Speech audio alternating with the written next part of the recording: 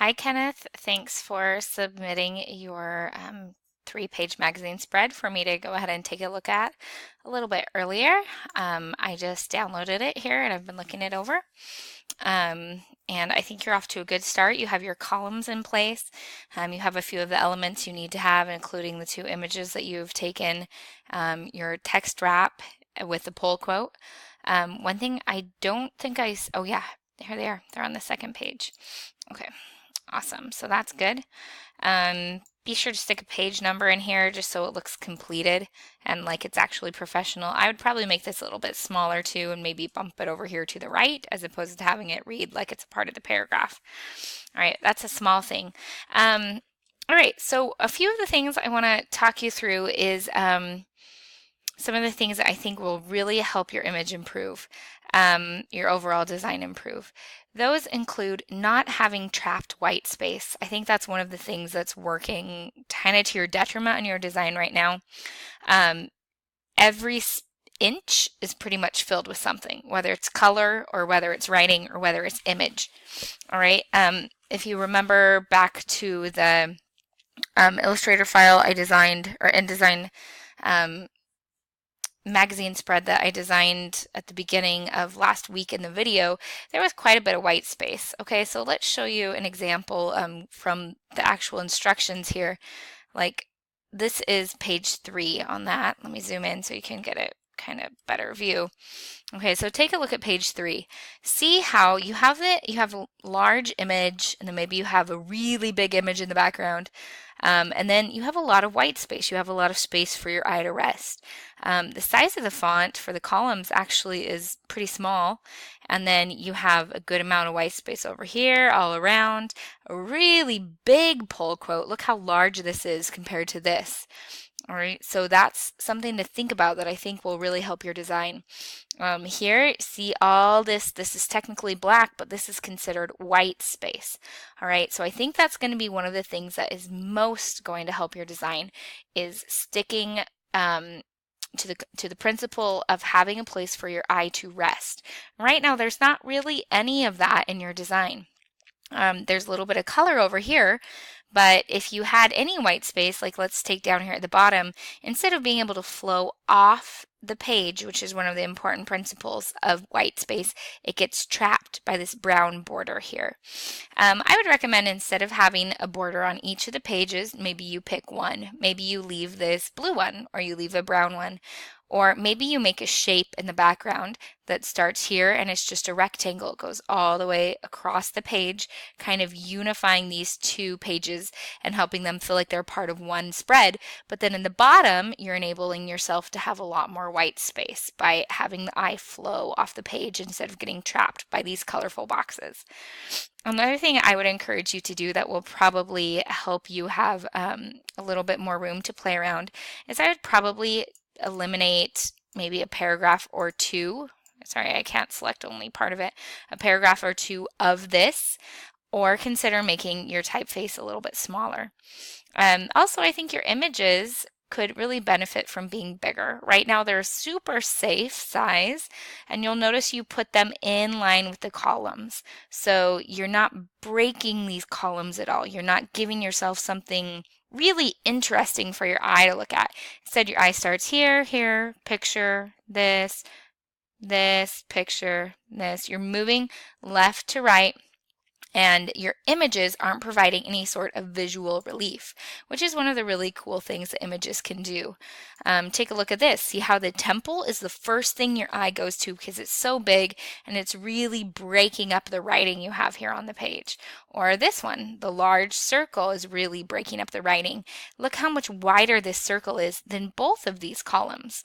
Okay, and this image being a full bleed going all the way off the edge of the page, super modern. It's really going to make your design look a lot better.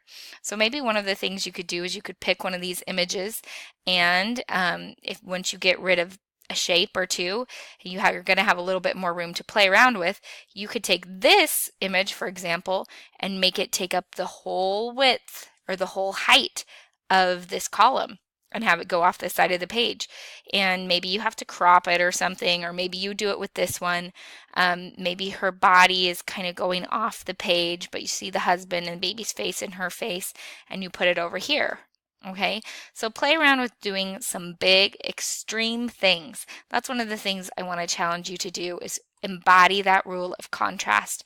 Your title is also pretty safe because it's doing the same thing. It's going all the way both across both of those. It's the same font size on Why Marriage, Why Family. You did throw in this type, which is different, and this is the only place this typeface appears on your design. And so I'd like to see you play around a little bit more with bigger, huge, different, really push it when it comes to the size and how you have it arranged. See how this has the Holy Temple really big, different color, a beacon of light, different font even, and then different color down here, and it's right aligned. All right, so we could play around with the principle of that. Why marriage, why family? Maybe in a script font you have why, and then a nice crisp sans serif marriage, and then underneath why really big, family, nice crisp sans serif. And then right aligned under that, this kind of summary of the article: a family built on marriage, a man and woman, supplies the best setting for God's plan to thrive. And you maybe might even eliminate this, because if this is an ensign article, or if this is a general conference article, a lot of times they give you the summary, but those don't actually appear in the speech and the talk, and so maybe you want to eliminate that so you have more room to just focus on why marriage, why family, and make that article super big. See how it's so safe in the way you kind of have it aligned here with this column. This is all you want to follow the rule of alignment, but you don't want it all to be on the same line all the way across the page. That's one of the rules that will help it be easier on your readers, is to never have to have them read all the way across the page, because our eye is lazy nowadays. We don't want to do that. Okay, another thing is you made this A bigger, which is good. You could make it even larger, which would be nice. Let's see, I keep on referencing that video. Let me just show you where it is. On the video, I think it's this one. I show you how to, is it that one? Let me see. Nope. It's this one. Okay, on this video, I show you how to take this letter A and have it dip down underneath as opposed to going above. There's a button that you click that's in the character palette, I believe, that'll pull it down, or it might be in the paragraph palette. It'll pull it down and make it look like it's professionally a part of this paragraph, which is really cool. All right, you did a good job. You don't have any hyphens on that I see. You have these footnotes. You can pull those up. There's something in the character palette that'll pull those up and make them go up above instead of being a whole big number, which is a little bit distracting.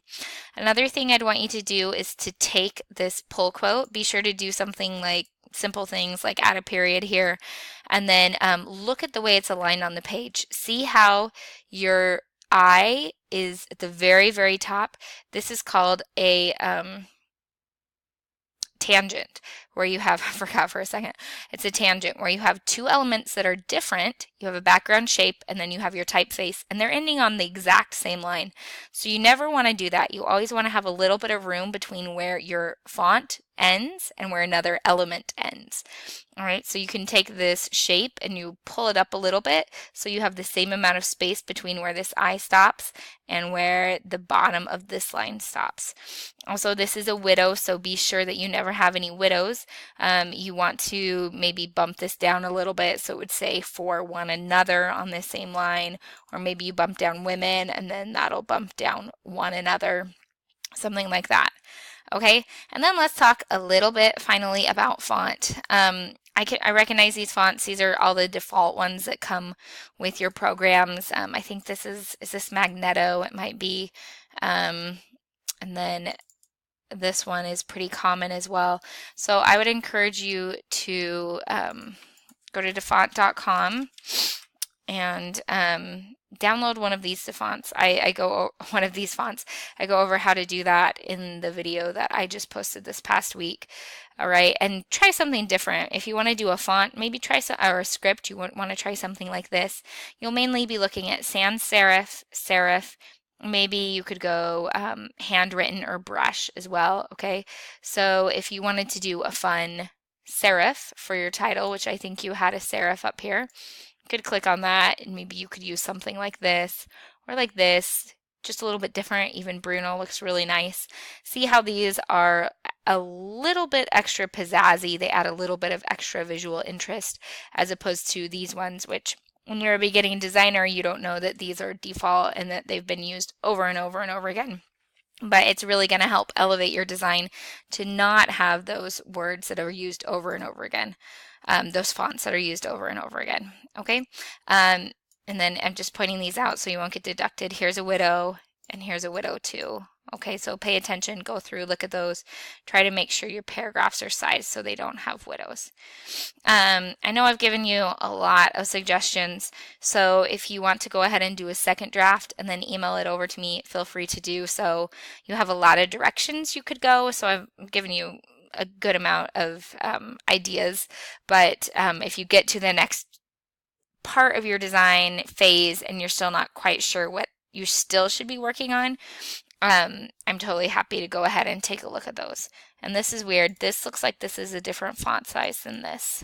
Maybe not, but it looks like it is. Maybe this is just smaller, this line. Okay, so anyway, some things to consider. Good luck working on that. The main things you can focus on are powerful images, really strong attention-getting headings, even more so than this, way more so than this. Think huge, huge, huge contrast. Injecting white space, and that will really, really get you a long ways. Okay? Thank you so much for submitting your draft, Kenneth.